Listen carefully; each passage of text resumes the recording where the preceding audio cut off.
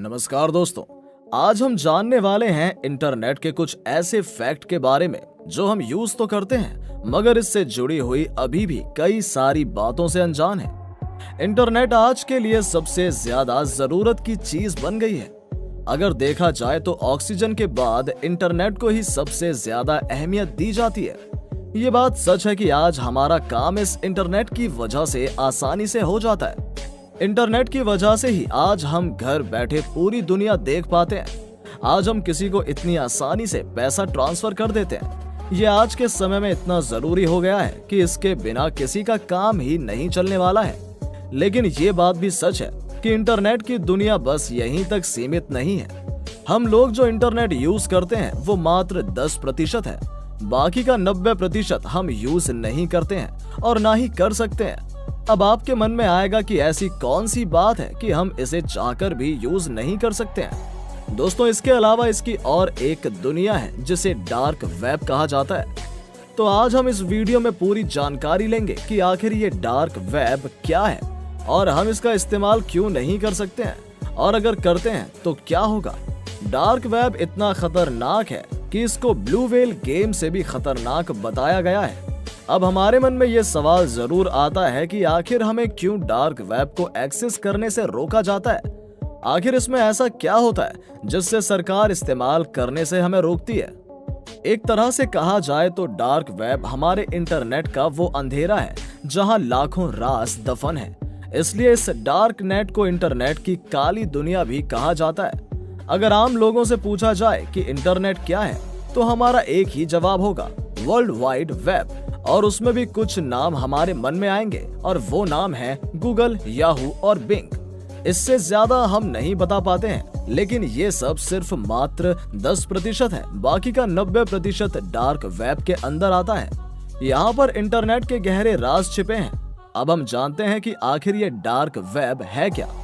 दोस्तों, इंटरनेट की मुख्य रूप से 3 परतें हैं, जिसमें पहला है सरफेस वेब, दूसरा है डीप वेब और तीसरा है डार्क वेब। सरफेस वेब में जो हम यूज करते हैं वो सारे आ जाते हैं। सरफेस वेब को क्लियर वेब और क्लियर नेट भी कहा जाता है, क्योंकि ये वो इंटरनेट होता है जहां हम आमतौर पर अपने स्मार्टफोन और कंप्यूटर या टैब में इस्तेमाल करते हैं। हम हर रोज जो भी अपने कामों के लिए इस्तेमाल करते हैं वो इसके अंदर ही आता है, चाहे वो जीमेल हो, फेसबुक, ट्विटर हो या फिर ऑनलाइन शॉपिंग ही क्यों ना हो, ये सभी सरफेस वेब के अंदर आता है। और अगर डीप वेब की बात की जाए तो डीप वेब में सरकार की secret files, military projects, banking, online drug sales, pornography, hacking और अन्य अवैध चीजें शामिल होती हैं। ये सारी ऐसी लिस्ट हैं जो गूगल अपने सर्च इंजन में नहीं दिखाता है। डीप वेब को ही बहुत लोग डार्क वेब मानते हैं, पर ये दोनों में बहुत ही ज्यादा अंतर है। डीप वेब को इंटरनेट का शेष भाग कहा जाता है, जो सरफेस वेब के बाद आते हैं।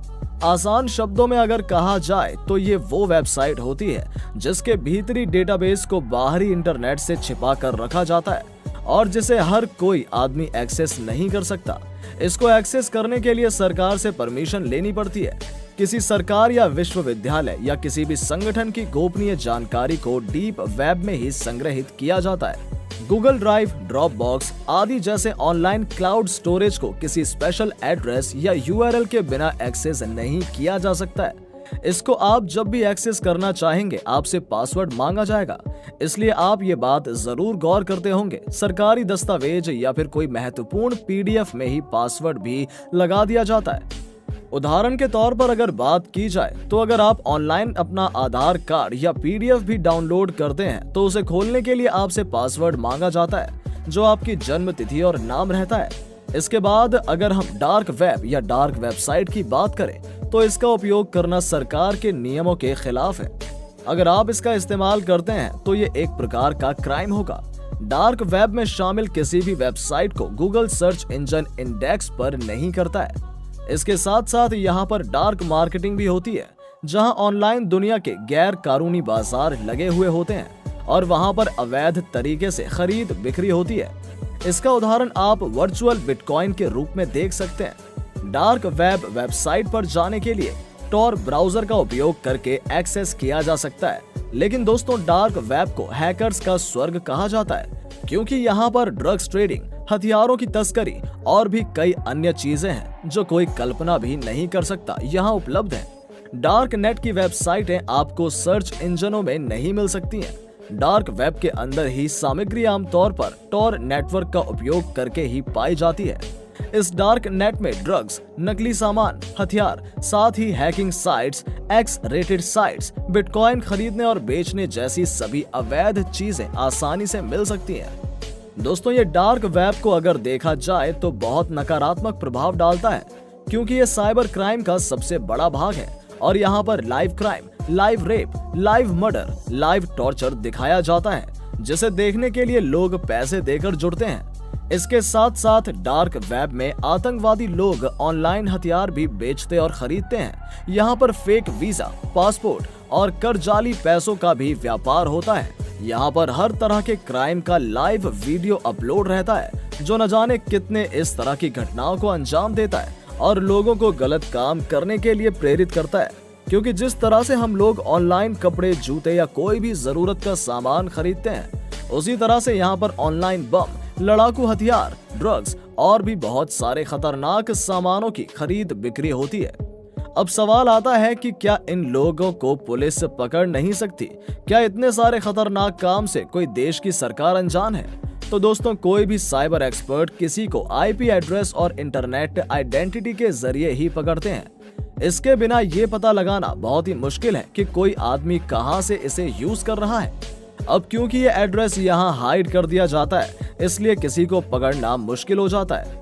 दोस्तों, ऐसे जो वेबसाइट हम लोग यूज करते हैं उसका डोमेन .com या .in होता है, लेकिन जो डार्क वेब का वेबसाइट होता है उसमें .onion लगा हुआ होता है। अब आपके मन में आया होगा कि उसके डोमेन का नाम ओनियन क्यों रखा गया है।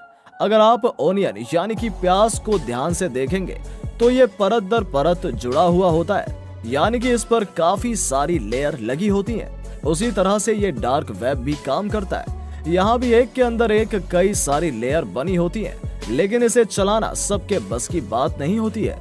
इसका इस्तेमाल सिर्फ वही लोग करते हैं जिसको इंटरनेट का पूरा ज्ञान होता है। दोस्तों, एक सवाल आपके मन में ये भी आ रहा होगा कि सबसे पहले इसको किसने यूज किया था और इसे किस पर्पस से बनाया गया था। ऐसे तो इतना सब सुनकर आपको बस यही लग रहा होगा कि इसे जरूर किसी साइबर क्रिमिनल या आतंकवादी ने ही बनाया होगा, लेकिन ऐसा नहीं है। सबसे पहले इसको यूएस के नेवी ने बनाया था। उन्होंने सोचा कि अगर हम अपनी कोई चीज इस साधारण वेबसाइट पर डालें तो ये कोई भी हैक कर सकता है, इसलिए उन्होंने अपनी सारी डिटेल्स को गुप्त रखने के लिए एक खास वेब तैयार किया जिसका नाम डार्क वेब दिया गया। लेकिन बाद में इसके बारे में किसी सीक्रेट बात के लिए यूएस नेवी को चीन, ईरान और नॉर्थ कोरिया को बताना पड़ा। लेकिन वहां पर जाने के बाद ये धीरे धीरे हर जगह फैल गया और इसका फायदा साइबर क्रिमिनल ने उठाना शुरू कर दिया। इससे वो किसी भी मेल या आईडी को हैक करके उसे ब्लैकमेल करना शुरू कर देते हैं और उससे बहुत बड़ी रकम मांगी जाती है।